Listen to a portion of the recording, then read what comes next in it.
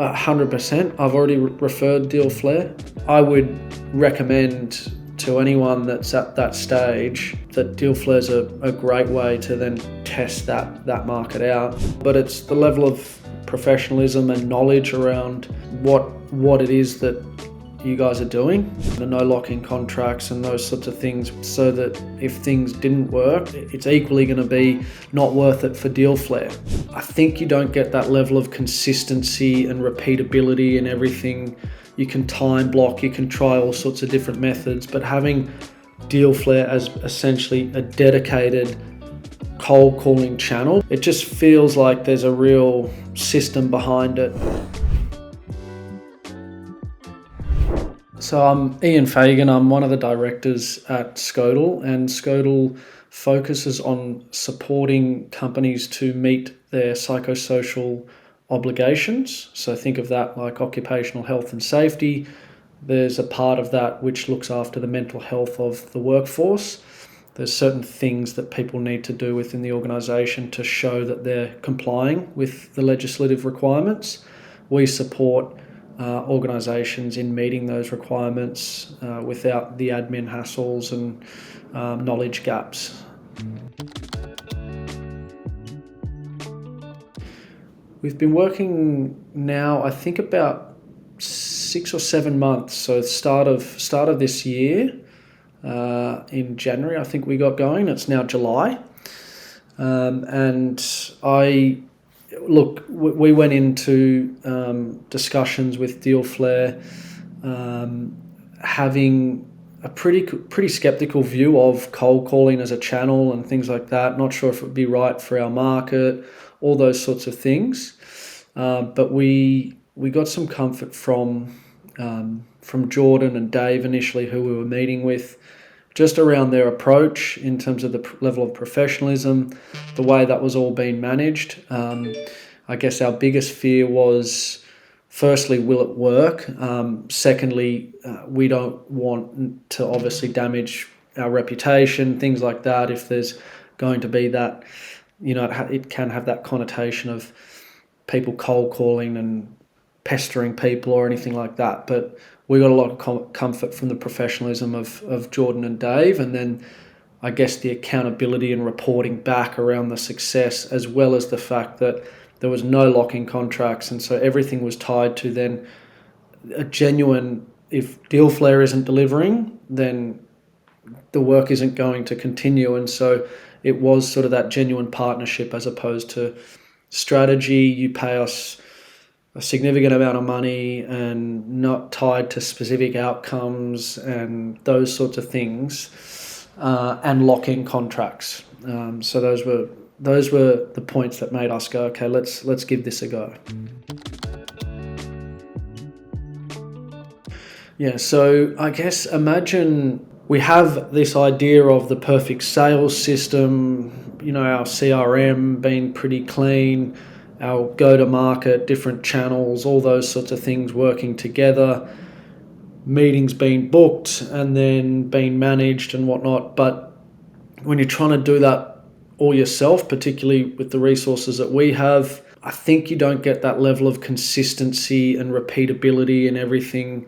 You can time block, you can try all sorts of different methods, but having Deal Flare as essentially a dedicated cold calling channel, but they do more than that for us in that they keep our CRM very clean and look at other channels around email, LinkedIn outreach and things like that. So they support your other marketing and other sales efforts as well.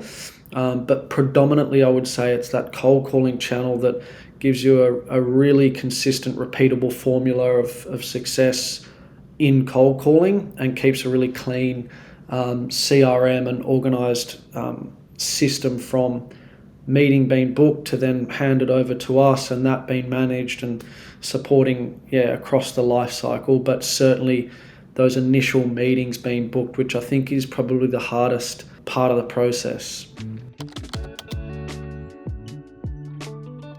It's the level of professionalism and knowledge around what it is that you guys are doing.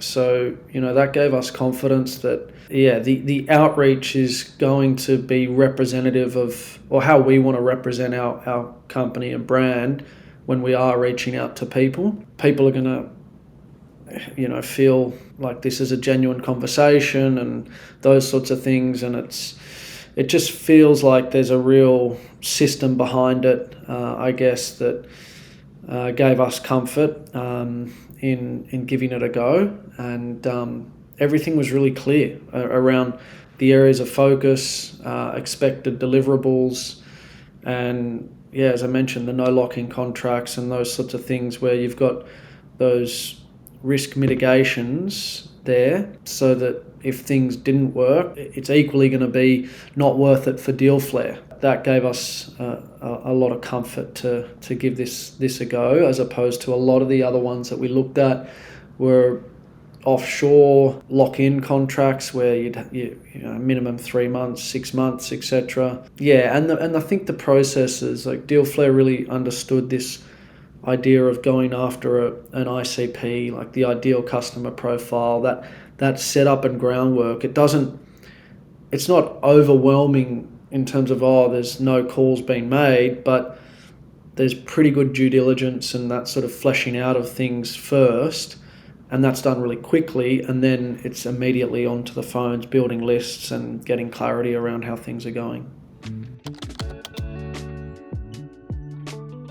Yeah, without going into exact numbers, Dealflare as a channel is our biggest lead channel now, in terms of number of meetings booked with qualified leads that genuinely result in good opportunities. I would say, when we look at ballpark figures, we close at a very good rate on those opportunities that come through. Even though they are cold outreaches, they're really targeted outreaches. And the other big win that we've had is we're only 6 or so months into the journey, but we've now closed or got verbal confirmation on our first enterprise level client. So I think it's helped in the small to medium sized deals where there's a pretty consistent flow of deals and opportunities coming through. But we've also now gotten a significant opportunity with one that's given us a verbal confirmation, and that could lead to significant other work as well. So we started seeing results within the first month and a half really of meetings being booked and things like that.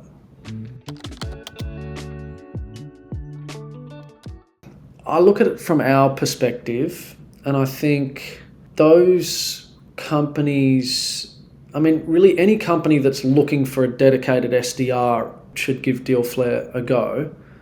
But I think it's particularly useful where maybe smaller to medium size and you don't want to commit significant resources into building out an SDR team and everything. This Dealflare's ideal there because it's lower risk and equal, if not better quality than you're getting really quality SDRs and systems and everything behind that. And they're essentially an extension of your team without having to commit to full-time salaries that obviously come with a lot of on costs and other risks if things don't work out and all those sorts of things. So the situation that we were in is essentially that, we can try and block out Monday for 2 hours and this day for another couple of hours, but then things pop up and then you don't get onto the phones and don't use that. You don't give it justice, that as a cold calling channel or a channel, sorry.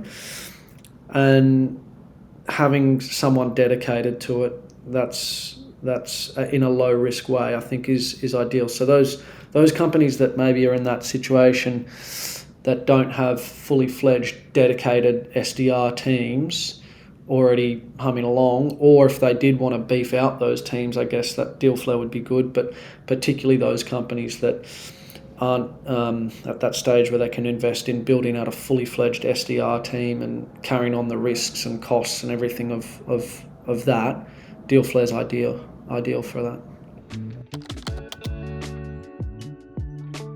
100%. I've already referred Deal Flare. As I said, there's things built in that make this a pretty low risk investment, and I would find it hard that if you've got. So I probably should add the other part to it is you should have some level of product market fit and feel reasonably confident that you've got your ICPs roughly in line. Deal Flare will help with that. But that and the product market fit side of things is an important part of being ready for Deal Flare. So yeah, I would recommend to anyone that's at that stage that Deal Flare's a great way to then test that market out. And if you have got levels of product market fit, you're not going to be left with no deals on the table at all. I'm pretty well certain of that. I would feel very confident in that. I think the only risk is just being honest with yourself about your product and the market fit and things like that, because obviously there are things outside of Deal Flare's control. That's an important part of cold calling success, is having those ICPs down pat, addressing a genuine problem and need for those ICPs.